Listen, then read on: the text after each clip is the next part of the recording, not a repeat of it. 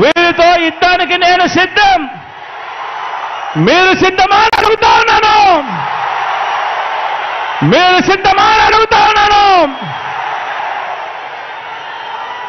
ఈ యుద్ధం 15 ఏళ్లుగా నాకు అలవాటే.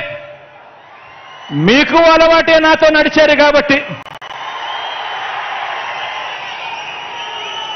ఇది ప్రజలకిచ్చిన మాట మీద నిలబడిన, ఇది ప్రజలకిచ్చిన మాట మీద నిలబడిన ఈ ఒక్కడి మీద కలబడి 100 మంది 100 బాణాలు వేస్తున్నప్పుడు ప్రజలే రక్షణ కవచంగా ప్రజల్లో నుంచి పుట్టిన ప్రజల పార్టీ ఈ వైఎస్ఆర్ కాంగ్రెస్ పార్టీ. ఆ కనిపిస్తా ఉన్న జెండాకు అర్థం, ఆ కనిపిస్తా ఉన్న జెండాకు అర్థం ఈ ఒక్కడి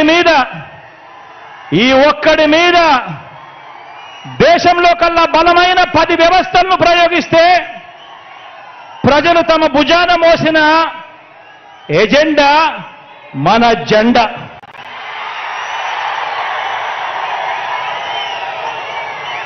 వంద బాణాల్ని, కౌరవ సైన్యాన్ని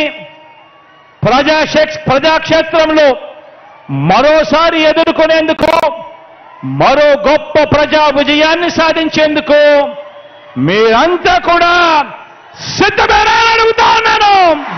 శేఖర్ రెడ్డి గారి ఆశయాలను నిలబెడితే ప్రజల మధ్య ఉండాల్సింది. కానీ ఈ 5 సంవత్సరాలలో ఎప్పుడూ ప్రజల మధ్యలో లేరు. పెద్ద పెద్ద కోటలు కట్టుకున్నారు, అక్కడే బ్రతికారు. ఇప్పుడు ఎలక్షన్లు వచ్చాయి కాబట్టి ఇప్పుడు సిద్ధం అని బయలుదేరారు. దేనికి సిద్ధం సార్ అని అడుగుతున్నాం. మళ్ళీ 8 లక్షల కోట్ల రూపాయలు అప్పు చేయడానికి సిద్ధమా?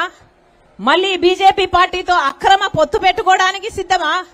మళ్ళీ బీజేపీతో మీ దోస్తీ కోసమని ప్రజలు తాకట్టు పెట్టడానికి సిద్ధమా? ప్రత్యేక హోదా తాకట్టు పెట్టడానికి సిద్ధమా?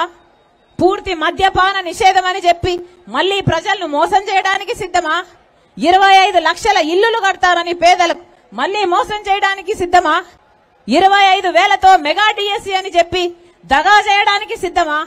దేనికి సిద్ధం? మీరు ప్రజలను దగా చేయడానికి సిద్ధమైతే ప్రజలు మిమ్మల్ని ఇంటికి పంపడానికి కూడా సిద్ధం. మళ్ళీ చెప్తున్నాం, ఈరోజు మనకు మళ్ళీ ప్రత్యేక హోదా రావాలి అంటే అది ఒక్క కాంగ్రెస్ పార్టీ వల్ల మాత్రమే సాధ్యం.